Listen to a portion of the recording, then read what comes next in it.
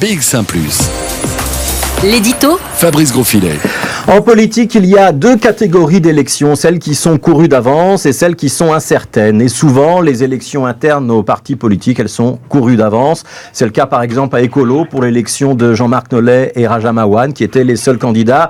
C'était toujours le cas à Écolo pour l'équipe de secrétaires régionaux bruxellois qui a été élue hier. Il n'y avait qu'un seul trio composé de Marie Lecoq, d'Emre Sumlu et de Vincent Van Allohen. Marie Lecoq sera avec nous dans une quinzaine de minutes pour en parler. C'est le cas aussi au Parti socialiste où on se doute bien que personne ne concurrencera vraiment Paul Magnette pour l'élection à la présidence. Ce ne sera pas le cas partout. Il y a aussi parfois des élections ouvertes. Ce sera le cas, en tout cas, pour le mouvement réformateur où on a déjà sorti les couteaux entre Denis Ducarme et Georges-Louis Boucher. Et ce sera le cas aussi à la Fédération bruxelloise du Parti socialiste après Ahmed Laouej, en équipe avec Isabelle Emery et Martin Casier. Un autre trio a annoncé sa candidature hier. Il s'agit de Rachid Madran, candidat à la présidence donc de la Fédération bruxelloise du Parti socialiste, accompagné de Karine Lallieu et Catherine Moureau, qui seront, elles, candidates à la vice-présidence.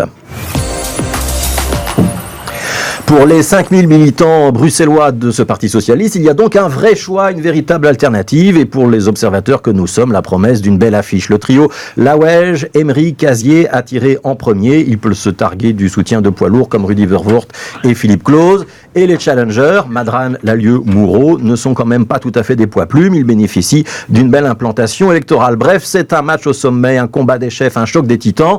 Y a-t-il une différence de programme entre les deux équipes ? Pas trop en fait. Plutôt une opposition de personnes, des différences de style. Les premiers insistent sur une bonne représentation du nord et du sud de Bruxelles. Les seconds sur la parole à rendre aux militants.